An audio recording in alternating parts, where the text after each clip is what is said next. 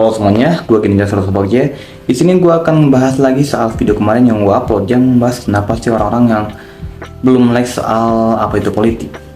Dan di video ini gue akan jelasin kenapa sih politik itu seperti itu dan kenapa masih banyak orang yang menganggap bahwa politik itu rumit dan orang-orang nggak mau belajar politik ataupun bahkan dibungkam suaranya.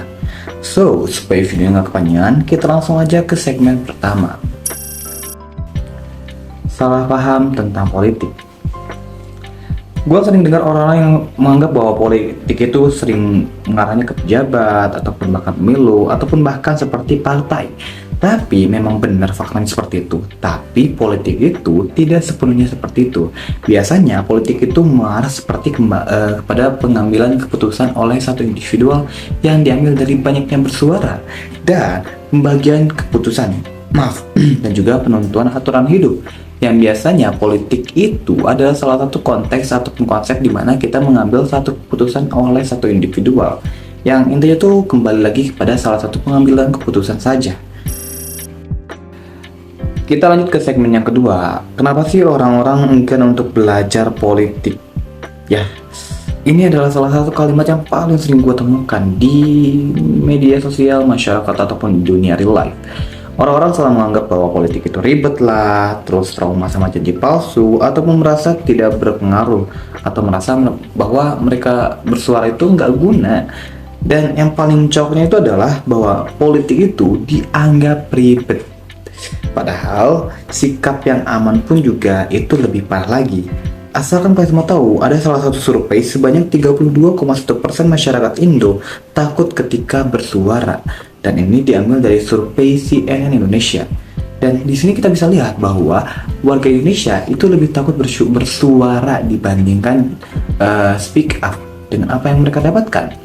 Dan mungkin juga kita sebagai warga Indonesia mungkin juga dipendam ataupun bahkan dibungkam suaranya.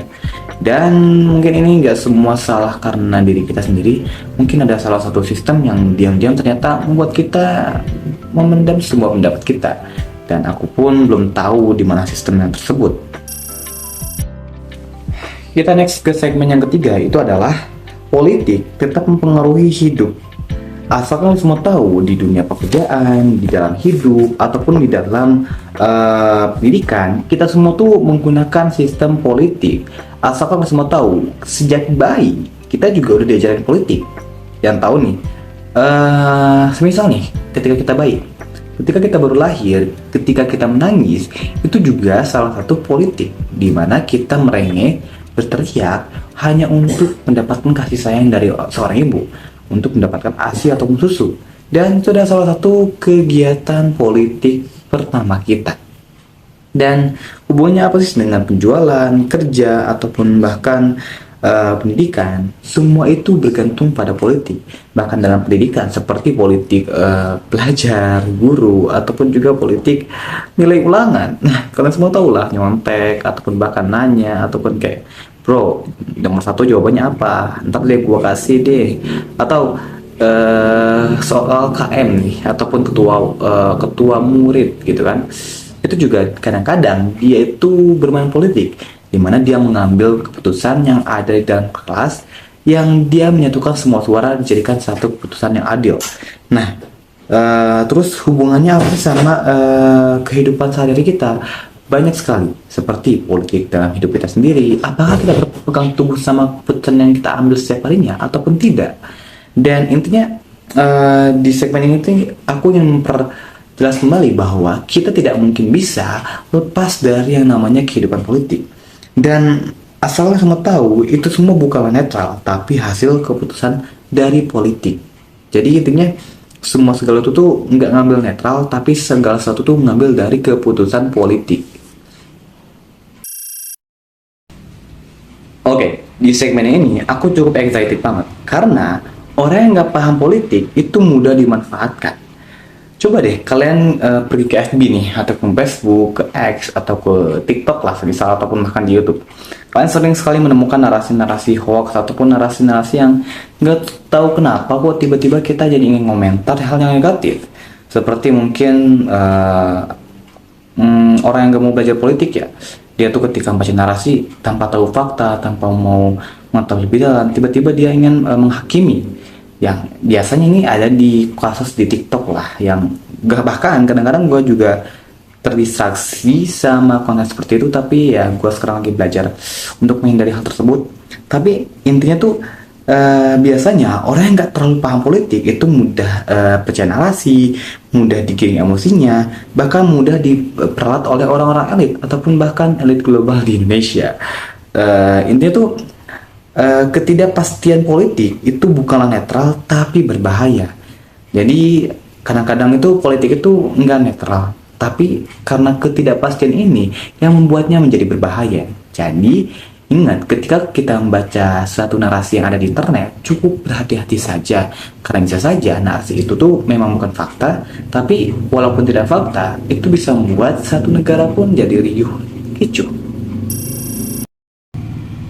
Belajar politik bukan menjadi fanatik. Kita bedakan dulu antara orang yang melek politik sama orang yang fanatisme politik. Orang yang melek politik itu lebih kritis, lebih rasional, dan tidak mudah dibelah duakan oleh satu narasi. Nah, sedangkan orang yang fanatisme politik, mereka hanya sekedar ingin tahu soal satu kejadian politik yang ada dalam satu negara, atau mereka tuh hanya ingin tahu dalam konteks polemik yang ada di negara tersebut. Yang intinya tuh ini adalah orang-orang yang fanatisme sama politik tanpa ingin mengetahui lebih dalam. Jadi ya bisa dibilang fear of missing out, ataupun yang disingkat menjadi FOMO. Dan biasanya orang yang fanatisme politik ini cukup berbahaya karena terkadang mereka tuh hanya memberikan pendapat, bukan argumen. Contohnya seperti narasi-narasi hoax lah. Itu mungkin mereka menulis panjang banget, oh negara tuh kayak gini, oh bahwa kasus Joko Prabowo ini gitu, tanpa mereka membuat argumen yang pasti, tapi mereka membuat satu narasi yang clickbait, yang intinya malah membuat salah semuanya jadi paham. Jadi ingat, bedakan ya antara orang yang melek politik sama orang yang fanatisme politik. Mungkin video ini bakal jadi puncaknya. Langsung kita aja. Bagaimana caranya belajar politik yang sehat? Yang pertama adalah belajar dan jangan takut. Ingat, bukan dari ketika kita belajar politik, jangan pernah mau melihat dari sudut pandang pertama. Ya, belajar dari sudut pandang pertama, tapi mungkin itu nggak mungkin. Tapi intinya tuh belajar dari sudut pandang yang berbeda dari yang lain. Jadi, ada salah satu pembanding yang membuat satu argumen itu apakah benar ataupun hoax. Dan juga tanya siapa yang untung dan siapa yang rugi dari salah satu politik tersebut. Dan juga ingat, ketika kita ingin belajar politik, ataupun ketika kita ingin belajar atau memahami salah satu polemik politik yang ada di satu negara, jangan pernah termakan oleh satu narasi ataupun satu hoax yang belum tentu itu fakta, yang akhirnya malah menjadi salah satu hal yang paling menjadikan negara Indonesia menjadi pecah belah. Oke, mungkin video ini nggak akan terlalu panjang sih, segitu aja. Karena mungkin ini adalah video pertama gua dan ya klipnya agak berantakan juga sih. So, mohon maaf. Enggak sih, gua nggak perlu mohon maaf sih. Tapi intinya gue terima kasih kepada teman-teman yang udah mau mendengarkan video ini, karena mungkin video ini nggak akan pernah sebagus orang-orang yang kalian harapkan, tapi gue berusaha bahwa ini akan sebaik mungkin. So, see you the next episode.